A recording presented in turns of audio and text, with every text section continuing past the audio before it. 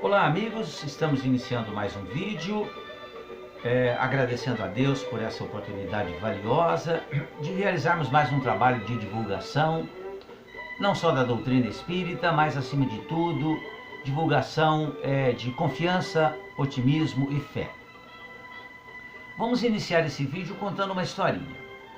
Um viajante caminhava pelas margens de um grande lago de águas cristalinas e imaginava uma forma de chegar até o outro lado, onde era o seu destino. Suspirou profundamente enquanto tentava fixar o olhar no horizonte. A voz de um homem de cabelos brancos quebrou o silêncio momentâneo, oferecendo-se para transportá-lo. Era um barqueiro. O pequeno barco, envelhecido, no qual a travessia seria realizada, era provido de 2 remos, de madeira de carvalho. O viajante olhou detidamente e percebeu que pareciam ser letras em cada remo.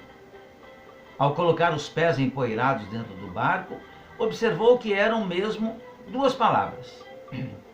Num dos remos estava entalhada a palavra acreditar e no outro agir.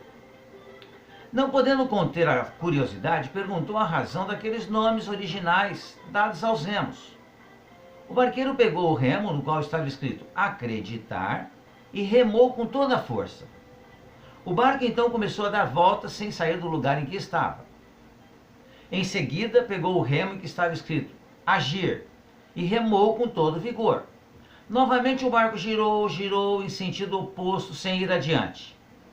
Finalmente o velho barqueiro disse: é necessário segurar os 2 remos, de uma vez só. Movimentando-os ao mesmo tempo, o barco, impulsionado por ambos os lados, navegou através das águas do lago, chegando calmamente à outra margem.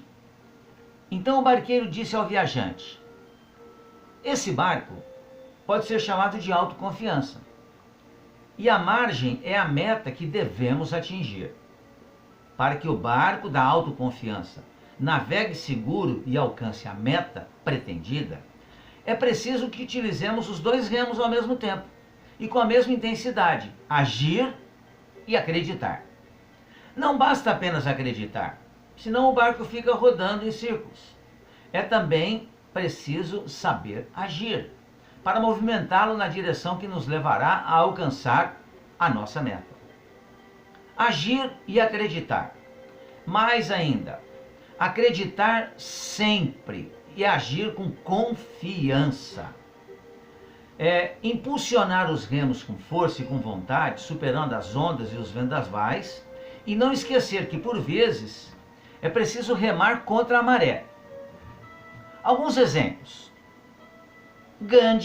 Mahatma Gandhi, o indiano, tinha uma meta: libertar o seu povo do jugo inglês.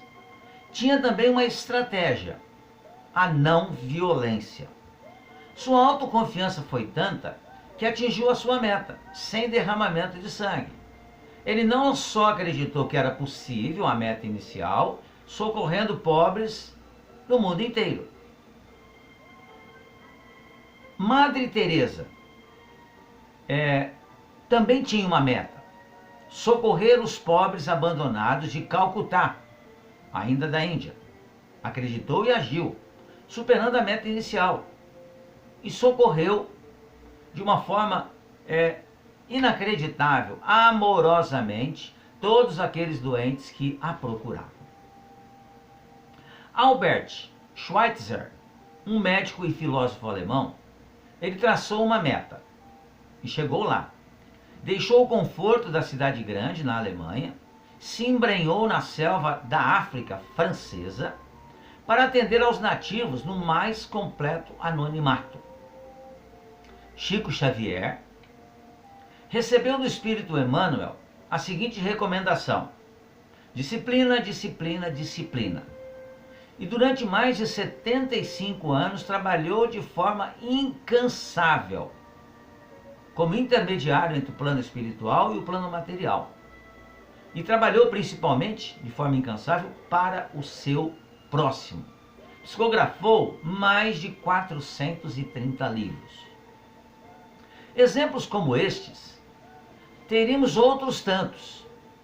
tanto de homens e mulheres, que não só acreditaram, mas que tornaram realidade seus planos de felicidade e redenção particular. E você? E nós? Estamos remando com firmeza para atingir a meta a que nos propomos? Se o barco da sua autoconfiança está parado no meio do caminho ou andando em círculos, é hora de tomar uma decisão e impulsioná-lo com força e vontade. Lembre-se que só você poderá acioná-lo, utilizando-se dos dois remos, de duas ações fundamentais na nossa vida, que é agir e acreditar. É necessário que a gente tenha esse tipo de pensamento, essa ideia em nós, né? Acreditamos que é possível sim vencer as dificuldades, porque as dificuldades elas são vencíveis, mas depende da nossa vontade de agir nesse sentido. Caso você ainda não tenha uma meta traçada, ou deseje refazer a sua meta, considere alguns pontos. Verifique se os caminhos que você vai recorrer não estarão invadindo a propriedade de terceiros. Mas, se as águas que deseja navegar estão protegidas das pedradas da inveja, do orgulho, do ódio, e antes de movimentar o barco, verifique se os remos não estão corroídos pelo ácido do egoísmo. Depois de tomar todas essas preocupações, ou precauções, siga em frente, faça boa viagem. E nós, amigos e amigas, estamos aqui presentemente encarnados, tendo à nossa frente águas para serem vencidas pelo nosso barco. Temos os dois remos, temos força para isso, condições, mas tudo isso depende realmente da nossa boa vontade. Sem boa vontade, nós não conseguimos chegar nos objetivos que nós traçamos para nós. É necessário que nós coloquemos em prática os nossos sonhos. Sonhos todos nós temos. Mas para que você os realize, é necessário que você trabalhe nesse sentido. E nós temos condições para isso. Ah, mas a vida é tão difícil, tantas dificuldades. Dificuldade profissional, dificuldade familiar, dificuldade pessoal. São só dificuldades que se apresentam na minha frente. Dizemos muitas vezes, para nós mesmos ou para os outros. Ora, nós somos espíritos ainda imperfeitos. Nós vivemos num mundo de provas e expiações, aonde existe ainda o mal. O bem se faz presente, mas o desequilíbrio, ele é em maior número ainda. Não o mal, mas o desequilíbrio. E nós, como espíritos imperfeitos, costumamos desistir muito rapidamente, muito facilmente, quando nós encontramos um obstáculo pela frente. O que ocorre? Nós achamos então que não vamos ser capazes de fazer aquilo. Então aí surge uma outra palavra, além do agir, né? Além da meta não só de agir, mas também de acreditar. Existe a meta da perseverança. Perseverar é não desistir diante de nenhum obstáculo. Esses personagens que nós citamos aqui, Gandhi, Madre Teresa, Albert Schweitzer, Chico Xavier, enfrentaram obstáculos dificílimos no seu dia a dia. Não foi fácil. Gandhi, só para citar um exemplo, ele tinha resistência entre os seus.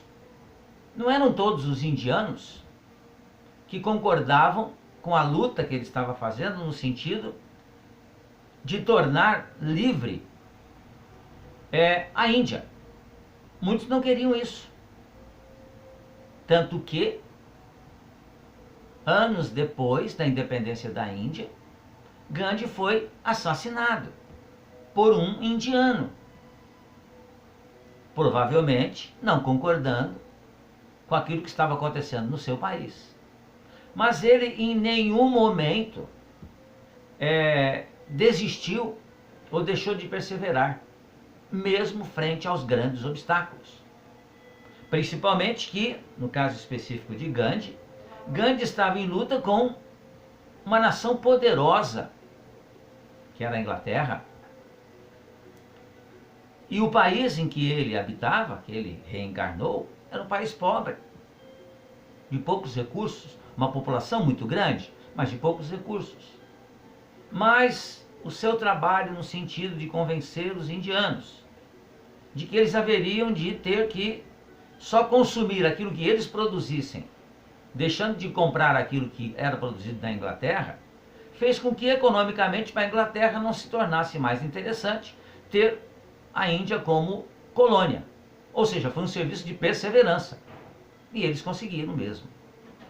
Certamente conseguiram isso.